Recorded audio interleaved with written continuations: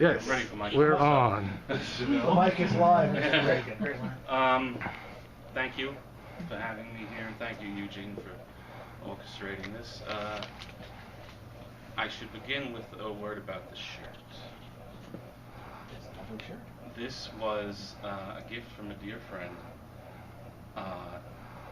knowing that I was going to be here addressing this august body this evening. And You're blended.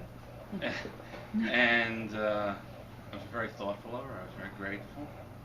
I liked the shirt. It glows in the dark, apparently, so maybe later we can turn off the lights and I'll run around. But I did say to her, and I said, thank you very much, it's a lovely gift, but couldn't you get me a Star Trek shirt?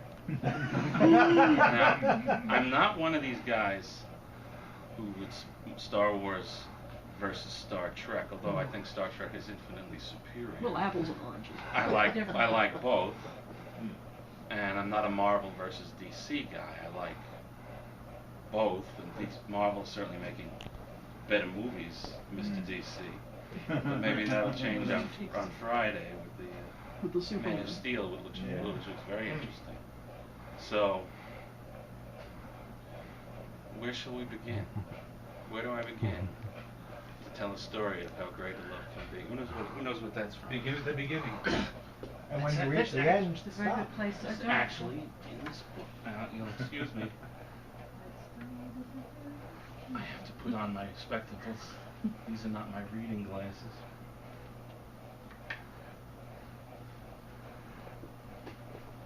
Not to derail you, but how did you get started in writing? Good. I welcome a lively discussion. Well, I graduated from Baruch College, majored in journalism. I did nothing with it. The 80s are kind of a blur, shall we say. And in the 90s, I bounced around various, jobs in the publishing world. Was downsized out of a .com in 2001.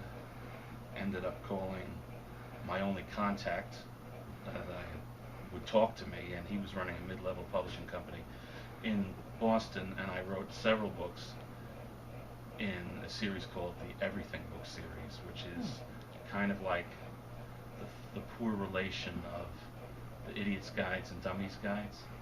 But I wrote 6 books in 4 years. 4 of them are good, but you need not buy them because I don't get any royalties. And then things kind of fell apart. The center could not hold, and mere anarchy was loosed upon the world, to paraphrase Yeats. And I've been working my way back to polite society, as Eugene said, and I have managed to crank out a novel called The Little Sistah. Does anybody know how crassly commercial that title is? And how it's clearly a marketing thing? Not particularly. Okay, oh good, I So shouldn't say anything. in that case, We are staring cluelessly at you because it's not the kind of title that any books that Well, we normally read. I'll tell you that Raymond Chandler wrote a novel in the 1940s called The Little Sister, which was featuring Philip Marlowe. And this plot does not bear any resemblance to that plot, but trying to be savvy marketing guy, and people who are mystery fans, although this is technically a thriller, not a mystery, will see The Little Sistah and say, oh, he's making an homage to Chandler. So that's that. So this story is, I have a disclaimer that says this is a work of fiction, and any resemblance to anybody is entirely coincidental and unintentional. So I'll stand by that in the court of law. But between friends, there are large autobiographical passages to it, except for the murder and killing. That's good. But so far. So it's about, well, I live in Jersey City. It is about, the story opens with a fat 50-year-old man living in the inner city section of Jersey City on Social Security disability. I am a fat 51-year-old man living in Jersey City under similar conditions.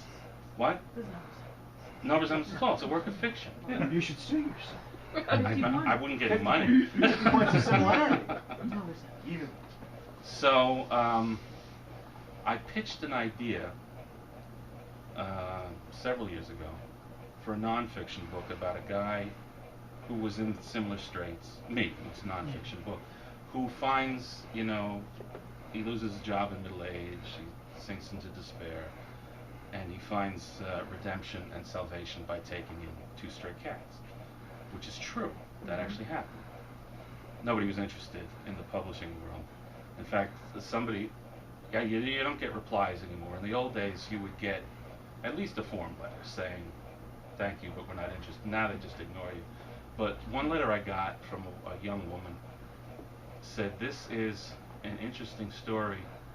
If it were written by Howard Stern or Dick Cheney, we would consider it. But you have no platform. And I learned a new word because I had been out of the loop. Publishing has changed very much. That's why ebooks are the way of the future. Certainly the authors make more money. And print on demand too. Yeah. Yes, exactly. Yes. Yeah.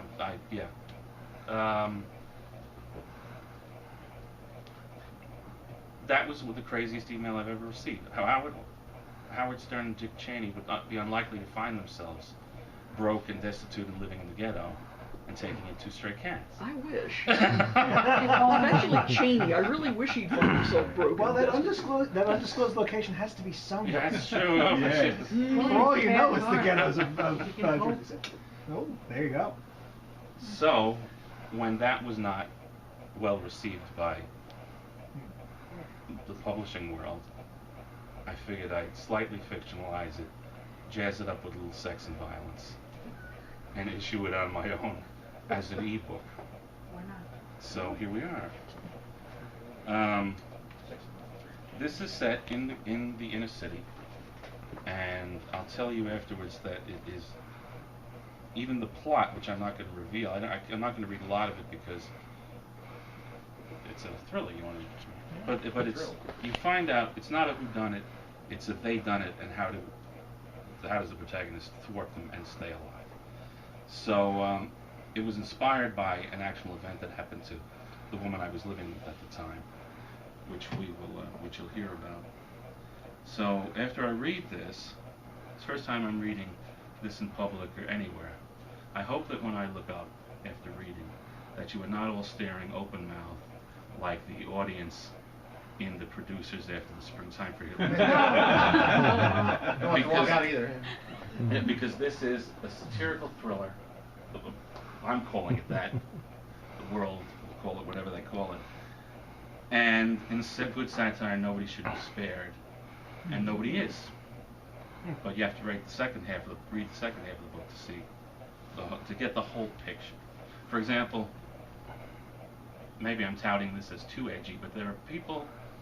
If I alienate a certain amount of people on the extreme left and a certain amount of people on the extreme right, I will feel that I've accomplished my job. It's like the same amount. It's fair and balanced, so you're good. You decide. All right. The Little Sister, Chapter 1.